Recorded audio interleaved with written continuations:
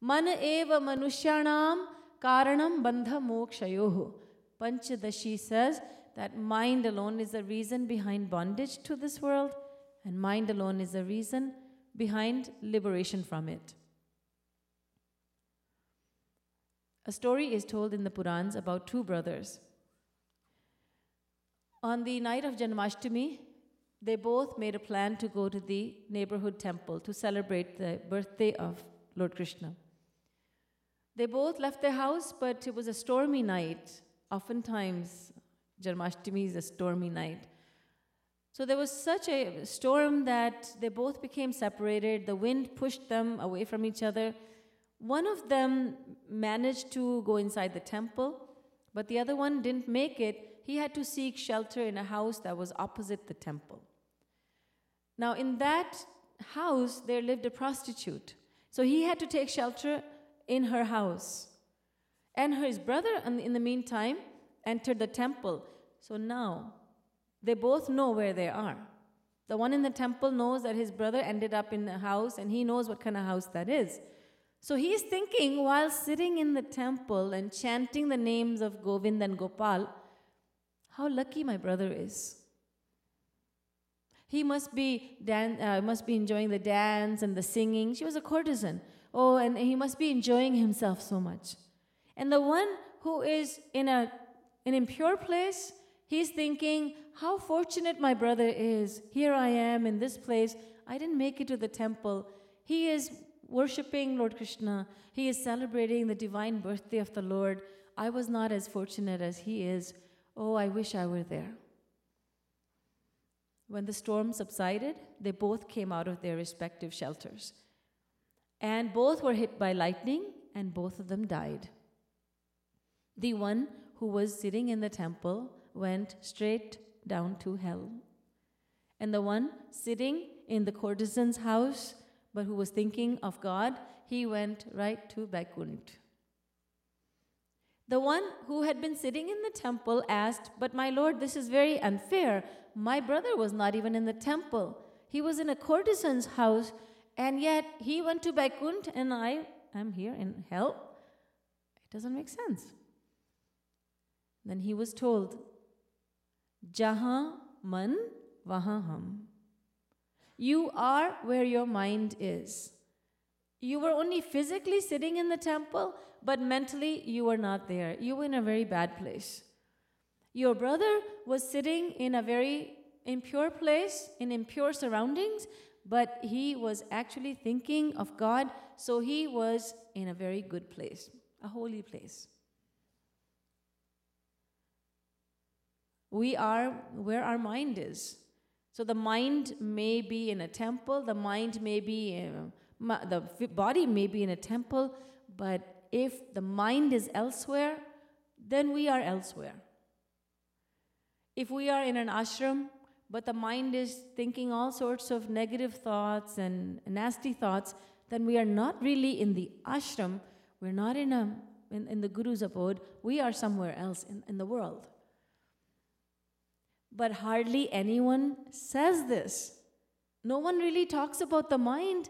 Everybody's talking about doing puja with the hands, doing hollow rituals, and that is what almost everyone in the world is doing. Because it's only a guru who can teach us. And the first lesson that the guru will teach in the practice of devotion is, you must focus the mind on God. You must do Rup Dhyan. You must meditate on the divine form of God. You have to struggle with the mind. Oh, Maharaj Ji, it's so difficult, you know. Yes, it's difficult, but it's not impossible. Maharaj Ji, I've come here to do 1 month-long sadhana in your village, your divine village, Mangar, but I feel from time to time I should just go and do seva somewhere. My mind is not focusing itself. So I may as well make myself useful by doing something. The answer given by Sri Maharaj Ji was, to this question, Sri Maharaj Ji answered, no. Sit in the sadhana hall. Do battle with your mind. Struggle with your mind. Go ahead. It's a struggle. I accept. It's a struggle. But struggle with your mind, because if you don't struggle with the mind, if if you don't try to focus the mind, if you don't work hard, now, when will you do it? When will you do it? If sitting in the Guru's abode, we cannot focus our mind and we don't want to try, then what will we do when we are in the world? So the answer Shri Maharaj Ji gave was, no. You sit in the hall, forget about any seva service.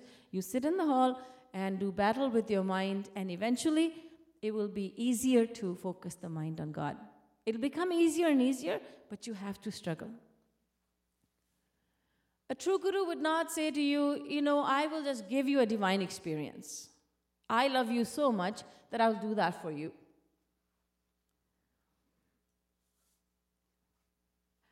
Because the mind is our own and we need to work on it ourselves. The guru gives guidance, but we have to follow that guidance. And the mind is the most important thing. And when the guru enters your life, then you start understanding the importance of the mind in devotion, then everything starts changing. And then you feel to yourself, now I feel like I am going somewhere. Now I feel that I'm feeling very comfortable walking on this path. I feel very, very good knowing that I am on the right path. Because you see, when you're moving about and you're going from one place to another, when you are traveling from point A to point B on the highway, you look for milestones. Similarly, when you are walking on the spiritual path, you should look for milestones. What are those milestones? Will there be a milestone saying God realization, 1,500 miles? No. Tears will come. Tears for God. Not, sukha sampatti ghar aaye, kasht mite tan ka. Tears are shedding. No. I want to see you. I want to serve you directly. You've been playing hide and seek with me for too long. Now come and reveal your divine form to me. Thinking this, tears will come. Because now you are actually practicing devotion. You are meditating on God. You're not just paying lip service to Him. Tvameva mata cha pita tvameva. And He's looking everywhere. Tvameva bandhuscha sakha tvameva. I know Sanskrit. Tvameva vidya dravinam tvameva. How well I pronounce Sanskrit. Tvameva sarvam mama deva deva. And God doesn't pay any attention to that. Because He's looking here and there and He's just paying lip service. But now the Guru is in his life. So now he learns, oh my goodness, I was just fooling myself all these years.